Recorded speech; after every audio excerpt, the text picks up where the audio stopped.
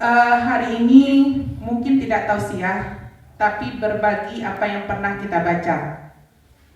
Saya pernah membaca suatu teori untuk peningkatan kinerja, meningkatkan motivasi kerja. Setidaknya ada 3 hal yang perlu kita miliki.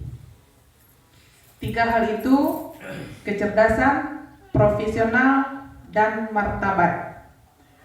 Setelah kita lihat 3 hal ini ternyata terangkum di 5 budaya kerja: integritas, inovasi, profesional, tanggung jawab, keteladanan.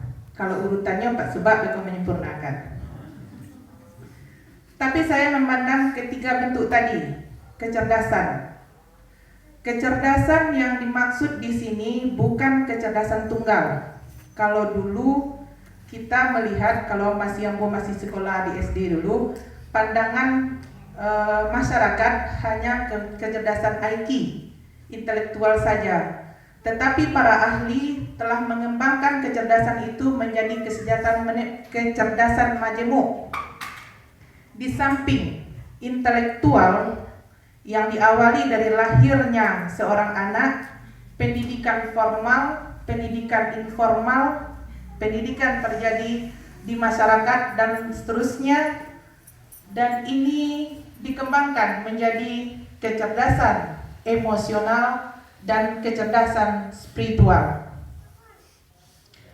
Kecerdasan emosional, kecerdasan bagaimana seorang bisa mengelola emosinya yang bermuara nanti kepada akhlak dan budi pekerti.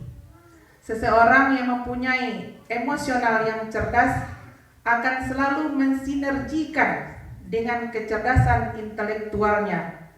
Apa yang dia katakan, dia perbuat, akan mendengar, memperhatikan sifat-sifat manusiawi yang baik. Kalau kecek orang kampung ambo, lama diawak katuju de orang. Apa sana? Berarti sekampung waktu baji. Nah, yang ketiga kecerdasan spiritual.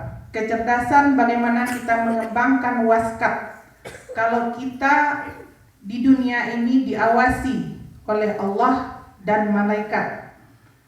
Kalau ketiga kecerdasan ini sudah dipadukan, maka integritas inovasi akan muncul dengan sendirinya. Dan senjangnya kini intelektualnya di atas rata-rata, emosionalnya di bawah, apalagi spiritualnya, sehingga muncullah yang namanya dayus kecil, dayus menengah, dan dayus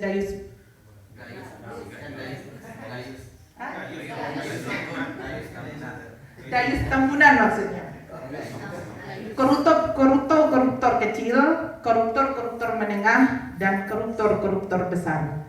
Jadi keinginan kita bersama, tentu kita semua memadukan 3 kecerdasan ini: intelektual, emosional, dan spiritual. Sehingga tatanan organisasi yang telah kita bentuk, tatanan kehidupan bermasyarakat yang sudah ada akan berjalan dengan mestinya sesuai dengan apa yang kita tujukan bersama.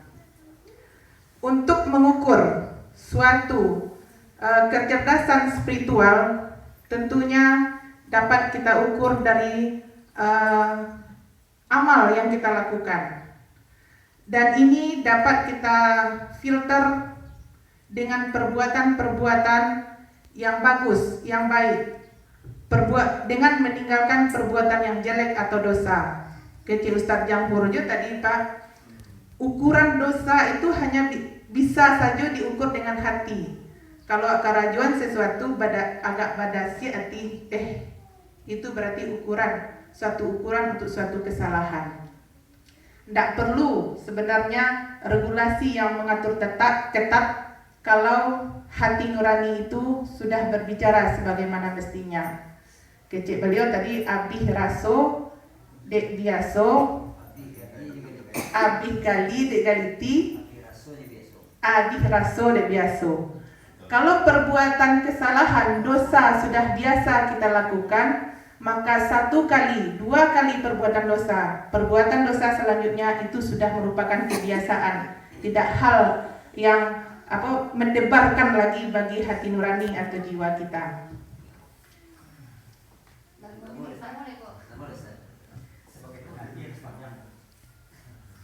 Yang kedua, profesional. Profesional secara bahasa orang yang ahli di bidangnya. Kemudian berbagai ilmuwan mengartikan profesional memberikan ciri